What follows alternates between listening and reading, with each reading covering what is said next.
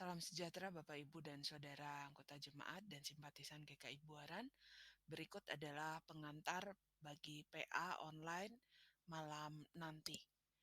Sebelumnya saya akan bersama membacakan Ibrani pasal 5 ayat 1 hingga ayat 10 yang menjadi bacaan kita hari ini.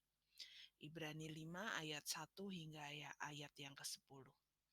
Sebab setiap imam besar yang dipilih dari antara manusia ditetapkan bagi manusia dalam hubungan mereka dengan Allah, supaya ia mempersembahkan persembahan dan korban karena dosa.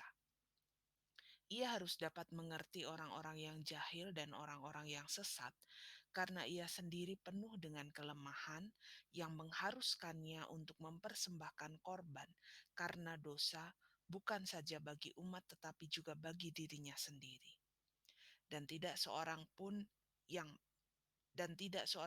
mengambil kehormatan itu bagi dirinya sendiri, tetapi dipanggil untuk itu oleh Allah, seperti yang telah terjadi dengan Harun.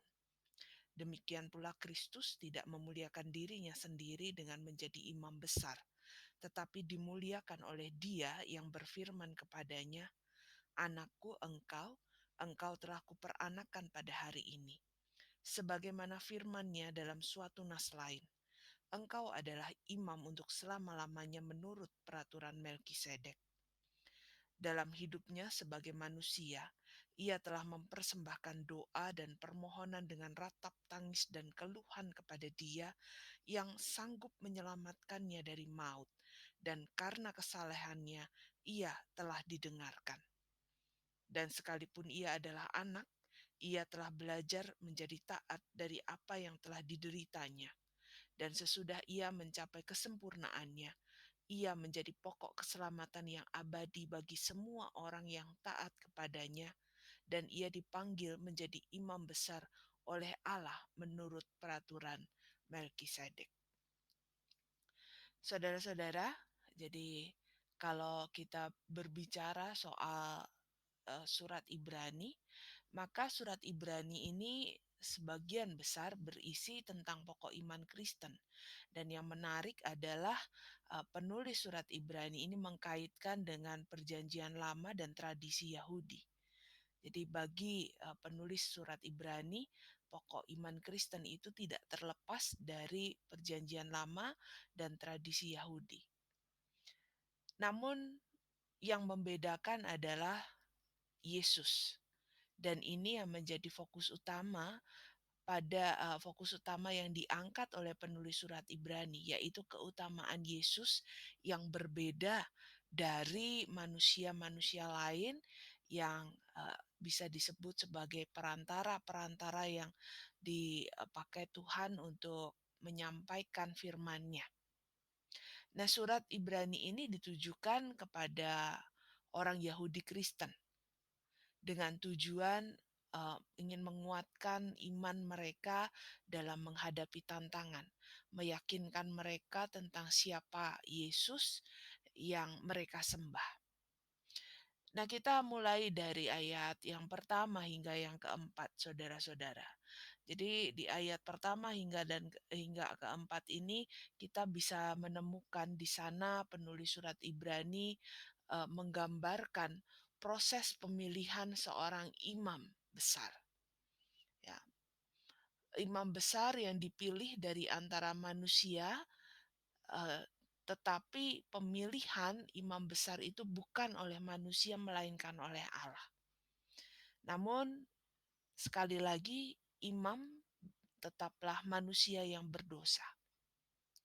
Di bagian ini dituliskan juga bagaimana persyaratan dan tugas seorang imam yang menjadi mediator, penghubung, ya kalau pakai bahasa tema kita perantara antara manusia dengan Allah. Jadi memang menarik saudara-saudara, dalam bahasa Indonesia itu ada perantara dan pengantara. Ya. Artinya memang sama dengan mediator, jadi penghubung antara satu pihak dengan pihak lain, tetapi ada kesan bahwa perantara ini adalah orang yang juga mengambil keuntungan dari relasi dari satu pihak dan pihak yang lain yang dihubungkannya. Nah, yang menarik, imam itu adalah mediator, perantara yang memperjumpakan manusia dengan Allah. Namun di sini juga ditegaskan bahwa perantara, imam ini tidak mengangkat dirinya sendiri. Jadi imam ini tidak dipilih oleh manusia tetapi dipilih oleh Allah. Dan dia uh, memiliki tugas untuk mempersembahkan korban penebusan dosa. Dan yang menarik lagi karena dia adalah juga manusia yang berdosa, maka sebelum dia melakukan tugas untuk menjadi perantara, jadi mediator, dia terlebih dahulu harus menaikkan korban penebusan dosa untuk dirinya terlebih dahulu supaya dia layak uh, menjalankan tugas sebagai perantara antara manusia dengan Allah. Nah, di ayat yang kelima dan keenam di sana disebutkan alasan penyebutan Yesus sebagai imam besar. Jadi bukan Tuhan Yesus yang mengangkat dirinya sendiri, melainkan itu adalah pemilihan dari Tuhan sendiri. Dan penulis surat Ibrani mengutip dua bagian perjanjian lama yang mau menegaskan bahwa Yesus itu adalah pilihan Allah dan menjadi imam besar di segala masa. Jadi tidak hanya di perjanjian baru saja, tetapi juga itu penegasan bahwa di perjanjian lama juga sudah uh, Tuhan sudah memilih seorang imam besar yang akan menyelamatkan manusia.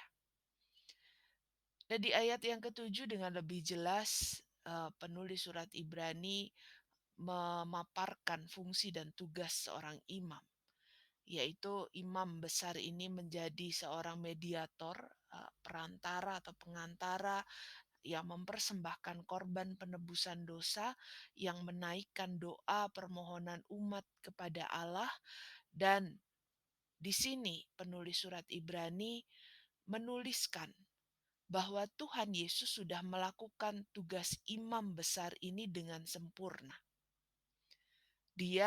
Tuhan Yesus sudah menaikkan doa bagi umat Tuhan. Ya, kita bisa flashback lagi di beberapa bagian Injil diceritakan di sana Tuhan Yesus menaikkan doa tidak hanya bagi para muridnya tetapi bagi seluruh umat Tuhan. Dan yang membedakan dengan imam-imam yang lain adalah soal persembahan korban penebusan dosa yang dilakukan Tuhan Yesus bukan dengan korban binatang tetapi mengorbankan dirinya sendiri. Dia menjadikan dirinya sebagai korban penebusan dosa yang sempurna untuk menebus dosa manusia. Di ayat 8 dan 9 di sana ditegaskan tentang totalitas Yesus dalam menjalankan tugasnya. Meskipun dia anak, tetapi Tuhan Yesus tidak main-main, tidak kemudian mempergunakan status anaknya untuk hal-hal yang tidak berguna, tetapi status anaknya itu dipakai untuk menunjukkan teladan yang baik, taat sampai akhir sehingga dia dapat menjadi pokok keselamatan bagi seluruh umat manusia. Dan di bagian terakhir ayat ke-10 di sana ditegaskan kembali Yesus yang adalah imam besar dan dasar pemilihan Yesus sebagai imam besar itu dari Allah sendiri, ya, sesuai dengan peraturan yang dipegang oleh tradisi Yahudi, ya, peraturan Melkisedek, dan ini mau menunjukkan keutamaan Yesus dibanding dengan imam-imam yang lain.